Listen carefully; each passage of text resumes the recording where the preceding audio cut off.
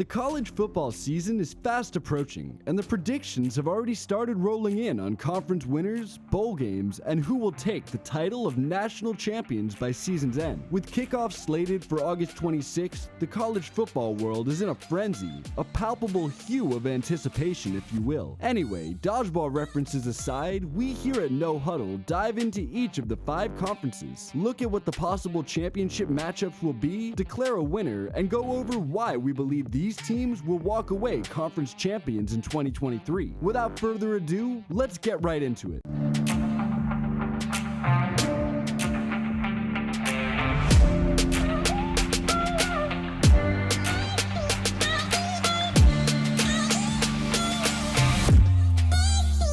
ACC, the Atlantic Coast Conference announced a huge scheduling change in the offseason where teams will play in a 3-5-5 structure. This means every team faces 3 yearly opponents, 5 ACC opponents one year and the other 5 the following year. So essentially, the Coastal and Atlantic divisions are no more, which affects the championship matchup considerably. How, might you ask? Well, it's simple. See, previously the ACC championship was between the top Coastal team and the top Atlantic team. But now, since there are no divisions, it will simply be the 2 best teams in the ACC. The 2 teams facing off in the ACC championship game will be none other than the Florida State Seminoles and Clemson Tigers. Florida State brought back a ton of key contributors from its 10-win season, not to mention a ton of talented players from the transfer portal. According to 24/7 Sports, the Seminoles ranked 6th in transfer rankings, with players like Keon Coleman from Michigan State and talented edge Gilbert Edmond from South Carolina. The Seminoles seem poised for success in the 2023 season. With all the talent on the roster, the Seminoles only graded out at a 41% blue chip rating. This essentially means the amount of talent on the roster. Think of it as the number of former 4- and 5-star recruits. This is something Josh Pate explained about Florida State and is backed up by the success of teams throughout the years. Generally, a team with a higher blue chip rating has a better chance of success. It's worth mentioning that no team with a BCR of 50% or lower has ever won a national championship. On the other hand, there's a hungry Clemson Tigers team that has not seen the playoffs in 2 years. Going back to the 2022 season, the Tigers lost a close game to South Carolina 31-30, which killed their chances at a playoff run. To remedy this playoff drought, Dabo Swinney went out and got Garrett Riley as the new offensive coordinator for the upcoming season. Now, it's well known what Riley did at TCU. He turned Max Duggan into this elite QB who threw for over 3,600 yards and 32 touchdowns to only 8 interceptions and was a Heisman Trophy finalist. At TCU, Riley also utilized the backfield duo of Keandre Miller and Emari Demercado so well that both backs had their best year with Riley as OC. With a talented wideout like Antonio Williams, along with new wide receiver recruits Noble Johnson and Olsen Pat Henry, the Tigers have weapons on offense. Lurking in the backfield is also Will Shipley, who has proven to be a great running back already. But if he can improve with the help of Riley, he becomes that much better. Under center is Cade Klubnik, who we've already seen potential in and flashes of brilliance. Imagine if Riley makes him better too.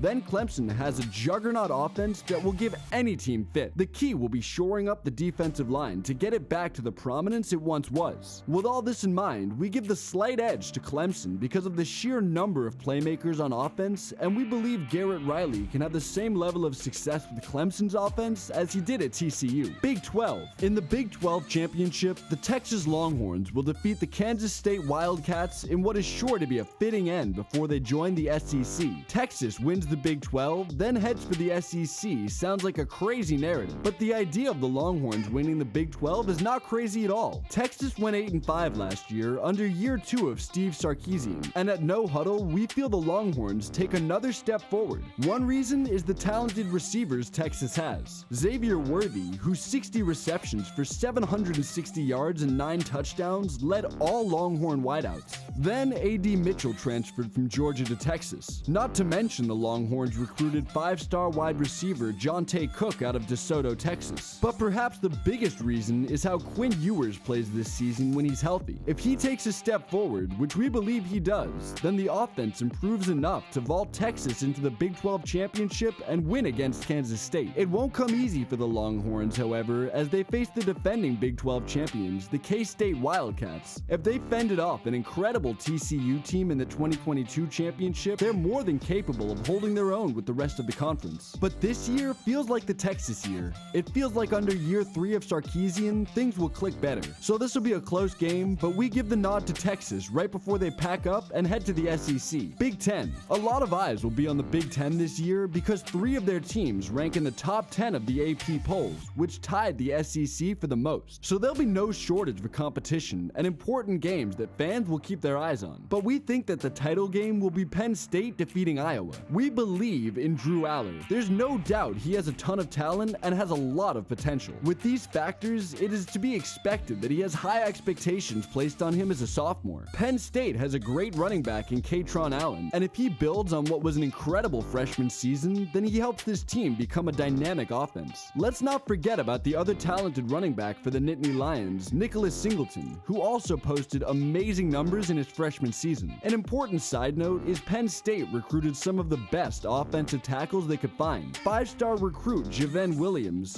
4-star Alex Birchmeyer, and 4-star Chimdi Ono are sure to bolster the line, which gives more time to Aller and better protection off the line for their running back duo. Hopefully at least. Oh, and before we forget, the Nittany Lions perhaps boast the best defensive line in the Big Ten. So this year, we picked Penn State to conquer the likes of Michigan and Ohio State in the East. Sticking with the best defenses, one could argue that the Iowa Hawkeyes boast the best defense. In 2022, the Hawkeyes ranked 3rd in the Big Ten for sacks. With 2,203 passing yards allowed in 13 games, Iowa ranked 2nd in that category, just 2 yards more than Northwestern, who led the conference despite the Hawkeyes playing one more game than the Wildcats. While Iowa didn't own one of the best recruiting classes in 2023, nor one of the best transfer rankings, they did add 2 solid linebackers. 4-star recruit Ben Cuter is the top recruit for the Hawkeyes, while linebacker Nick Jackson transferred from Virginia and is the 2nd highest transfer Iowa got in 2023. If Iowa bolsters an already stacked defense, it's not hard to see them winning the West Division of the Big Ten. They were 1 game away from doing so in 2022, and with a better defense, it's not hard for Iowa to vault over the likes of Illinois, Minnesota, or Purdue. But in the end, Penn State wins the conference championship because of how impressive this offense can be,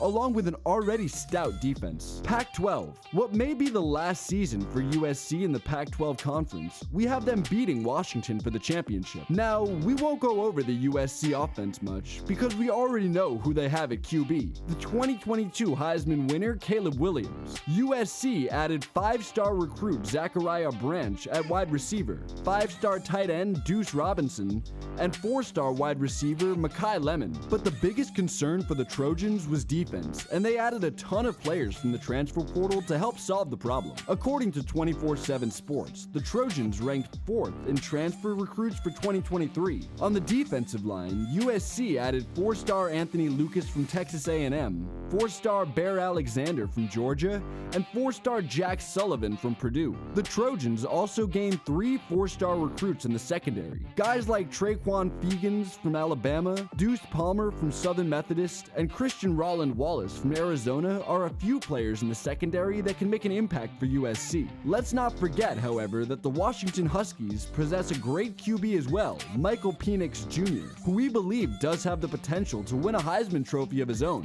He did post remarkable numbers in 2022, with over 4,600 yard passings, 31 touchdowns, and 8 interceptions, and he added 4 touchdowns on the ground as well. The Huskies' defense is also one of the better teams in the Pac-12, as they racked up the most sacks of all the Pac-12 teams, 6th in passing yards allowed per game, and 5th in rushing yards allowed per game. While the 29.1 points per game ranked 6th in 2022, this probably should be improved. Overall, both are solid teams, but we believe the players USC brought in from the transfer portal can give them solid defense they need speed to match the outstanding play on offense from Caleb Williams. SEC. We've saved the best for last, and no surprise, we believe Alabama will face Georgia in the SEC championship. This is a close call, but we're going with Alabama to win the SEC. Now let's be clear, these are perhaps two of the best college football programs in the country. Each team has a monumental task of replacing a QB that was the best in the program's history. Bryce Young at Alabama and Stetson Bennett at Georgia. Both teams lost a vital piece of their defensive line. Alabama lost Will Anderson Jr. and Georgia lost Jalen Carter, as both players went in the top 10 of the 2023 NFL Draft. However, both teams recruited a defensive player to potentially step in. Alabama has Keon Keeley and Georgia has Jordan Hall. In terms of talent coming in, Alabama recruited safety Caleb Downs. Georgia recruited Jonel Aguero, the number 1 and number 2 safeties in the 2023 recruiting class. When looking at what each team lost to the transfer portal, the losses look greater for Georgia because they lost Bear Alexander, and on the offensive side, they lost wide receiver Adonai Mitchell. Alabama lost a few recruits as well, namely Aaron Anderson at wide receiver. When looking at what both teams lost from the transfer portal, Georgia lost more. The Bulldogs won 2 national championships, and they're in the rare position to try for a three-peat, but a lot of that talent from those 2 seasons isn't there anymore. We're not saying Georgia can't replace these players or are going to take a significant step back, but these new recruits are unproven, whereas Alabama has a lot of its proven talent returning this year. We believe Alabama has the deepest running back room in the country. Jahmyr Gibbs and Jace McClellan are coming back, and the Crimson Tide recruited 2 more highly touted 4-star backs as well. Some of the highlights from Alabama's top-ranked recruiting class are running backs Justice Haynes and Richard Young. While Georgia has Dyjan Edwards returning, the Bulldogs lost Kenny McIntosh to the NFL Draft as well. When looking at talent, there's no short of it. Obviously, when Alabama's and Georgia's recruiting classes are the top 2 in the nation. But what sells us on the Crimson Tide this year is the offense, and it's not marginally better or significantly better than Georgia, but there is a difference that favors Bama. Nick Saban made it known around the SEC Media Day that he felt the offense revolved too much around Bryce Young, and he wants to get back to a more balanced attack. Something we discussed in our SEC Media Day thoughts was a more balanced approach from the Crimson Tide would get them back to a more smash-mouth style of play they once utilized to trounce opponents. As of now, Alabama is unsure of who to start at QB, but a more balanced attack with the best running backs in the country does not need an elite QB. There's just more proven talent at this point, and this is what helped us make our decision. Georgia's talent can develop, and given how amazing they've been in the last 2 years, they'll be right there all year. But this season may not be up to Bulldogs standards, or like the previous 2 seasons, but Georgia can get back there, it just won't be this season. We think Alabama utilizes their offense depth, especially at running back, to run over people, no pun intended. This will be a close division battle, and we end by emphasizing that this is probably the tightest call in any conference, but Alabama wins the SEC. That about does it here for us at No Huddle. Please let us know your thoughts in the comments below. Let us know your predictions and who you're most excited to watch this season. Be sure to like, comment, and subscribe for more college football videos.